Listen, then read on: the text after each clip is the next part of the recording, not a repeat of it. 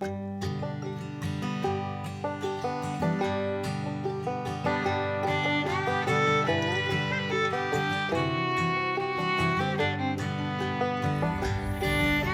morning and welcome to the Return Homestead.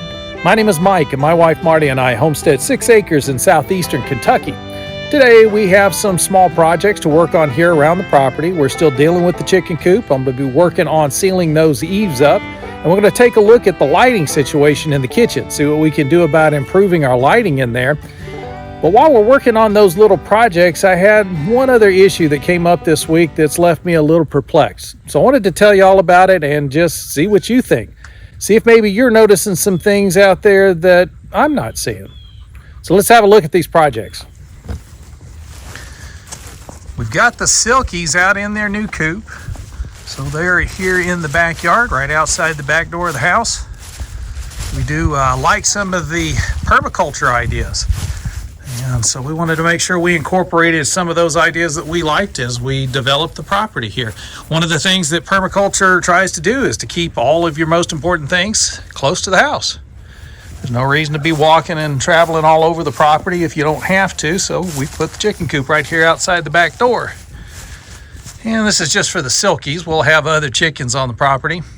But this one flock's going to be taking care of our garden with us. So we've got them right here where the garden's going to be going, right outside the house.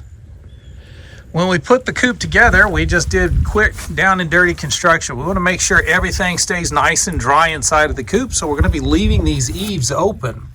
So that's just a matter of not filling in this gap with anything solid.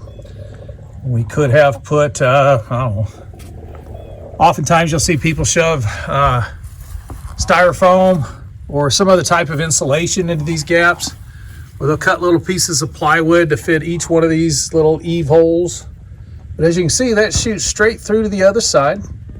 And so that becomes a perfect ventilation channel. It allows air to move across the roof on both sides. But if we leave these eaves open like this, we're going to have a problem with weasels and rats and other small critters that can climb up the coop and make their way inside of this gap. So we've got to put some hardware cloth across these. Now, hardware cloth is actually a metal screen. We're using a 1/4 inch square metal, and that 1/4 inch should actually prevent even the smallest of mice from being able to get in there. We'll see. We've got 4 of these gaps on this side, and there's also 4 on the low side as well. Now, low side or high side, it's about the same. It's about a 3-inch gap in the middle.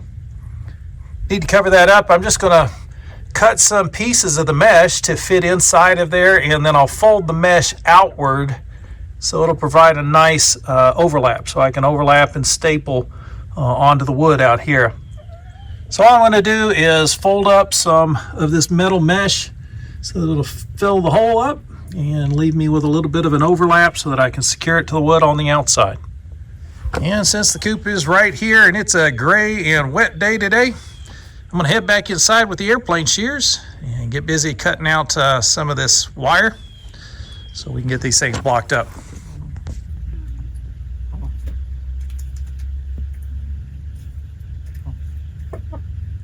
So right after we got the roof put on, it started raining, and it's been raining nearly every day since. And the Silkies have been out here. They are perfectly content and perfectly dry. I can attest to how dry it is inside of there. And the reason is they knocked one of my cameras off inside of the coop. So I had to go climb in there to retrieve the camera, and in the process, I got to see that it is nice and dry inside there. So they're pretty happy about it. Y'all, in case you're wondering about kitchens, is a ceiling fan going to be a good lighting fixture? The answer is no. There is nowhere near enough light in this kitchen because this is the only overhead lighting fixture, just this ceiling fan. So we're going to have to come up with another solution. I think we're going to put some track lights in here. I'll put a project together and we'll get this corrected by replacing that fixture. We'll make another video out of that one. That's going to be a pretty big project, so we'll do something separate there. Let's get back to the chickens. Now, typically, I wouldn't want to bring this hardware cloth into the house to work with. We've got wooden floors here. Not much place for us to do a lot of damage to these floors. with the mesh, so I'm not too worried about it, but typically you would want to keep this stuff out in a shop somewhere or out in the barn. And we just don't have any space to work in just yet. We're still busy unpacking out in the barn. We really don't even have a good shop space set up yet. It's a little too wet to be working outside, so see if we can't take care of this in here. This is a 36-inch wide piece of hardware cloth. It's got little 1/4 inch squares, like a piece of screen with 1/4 inch holes in it. That's exactly what it is. So very secure. Once it's screwed into place or stapled into place, it will be almost impossible for anything to get through there and get into the chicken coop. So that's what we're going to use to cover those eaves up. The eaves, like I said, were about 3 inches. And I'm just going to cut a little extra here to make sure we've got something to flap over, someplace for us to apply the staples. It looks like for what I want to do, I need to cut out a piece of the mesh that is 30.5 inches long and it looks like about 11 inches wide. Then we're going to cut the corners off of those and then fold that into the piece that we need to fit into the eaves. Let me show you how that works.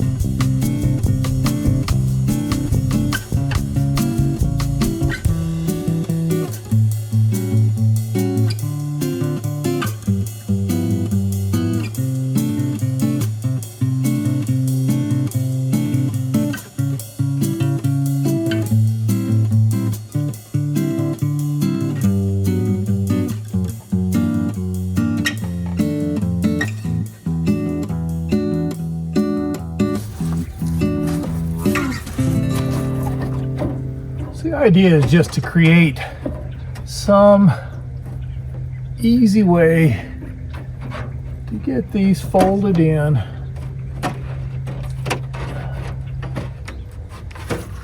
So there's the basic idea, is we just get this in place, we flatten out the hardware cloth against the framing and sheeting, get everything stapled off, and now we've got a nice firm solid screen that's permanently attached Anything that pushes or leans on this is not going to make any progress getting inside of the coop. All the air is still going to be able to flow out just fine. This was really just a test. I mean, the idea works. This is a sound concept, but obviously we're not quite as deep here as I thought we were going to be. So we might take off maybe another 1/2 inch to 1 inch. Fold that down a little bit tighter.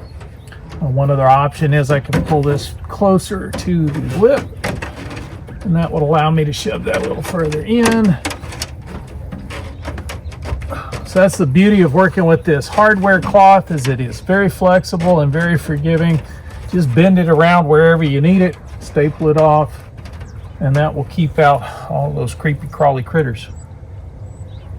I think I am going to trim that down quite a bit. Instead of this 4-inch leaf on each side, I think I'm going to reduce that down to just 1 inch.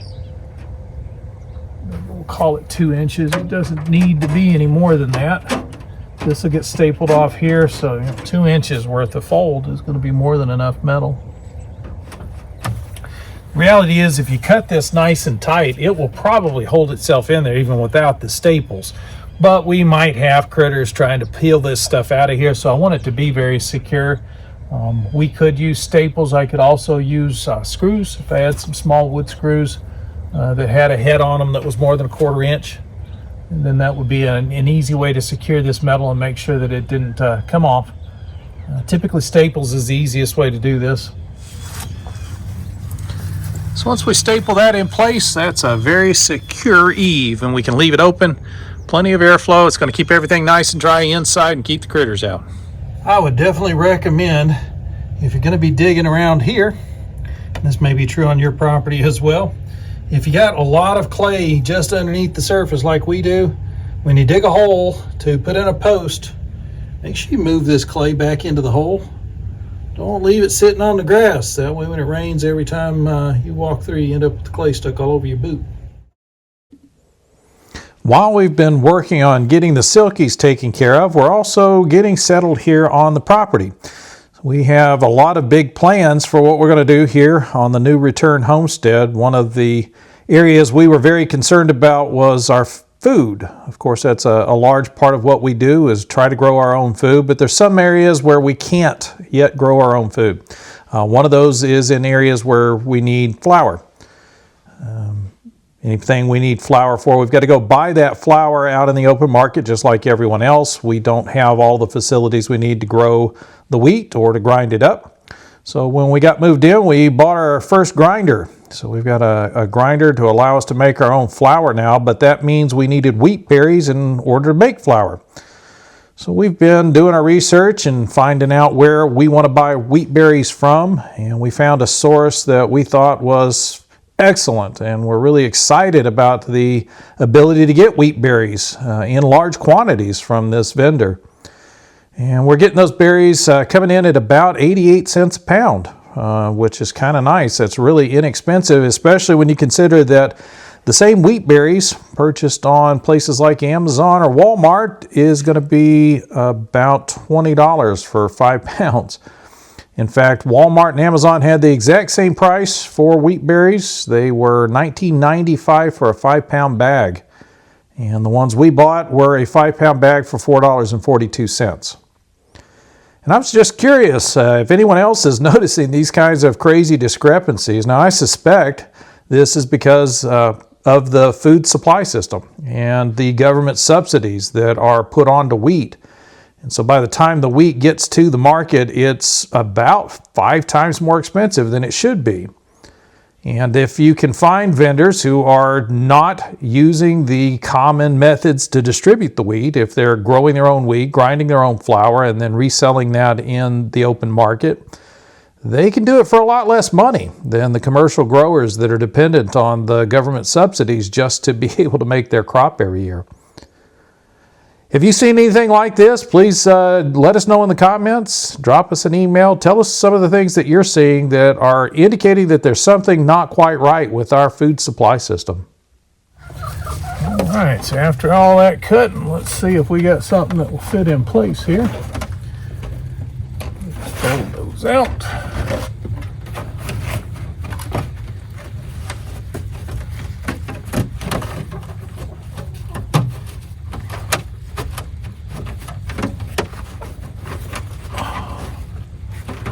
Yeah, I like that. So it's going to give me just enough to attach to up top. So I can get some staples in up here to secure everything. I'll be able to get a couple in the side, and then I can bend this front lip down. That's how they fit in. We'll just staple them off and we'll be good to go with this project. And just like that, we're finished with what we can do for the silkies today. It's another gray one. It's starting to rain already. It looks like it's going to be another wet night. The silkies are nice and dry inside of there. We'll get those eaves secured up tomorrow. We'll have to get out here with the compressor and the staple gun. We'll get some staples set in that to make sure those stay permanently in place. Hey, think about what I said on the wheat. If you haven't looked into that, check it out. And if you're interested in where you can get those wheat berries at a great price, about 1/5 of what you pay elsewhere, just let me know. I'll turn you on to it. We do appreciate you joining us here on the Return Homestead today. If you haven't subscribed to the channel yet, please take a moment to do that. And while you've got that window open, hit the thumbs up icon. That's going to let the algorithm know you enjoyed the video, and they'll share it out with more people. And we'll see you next time.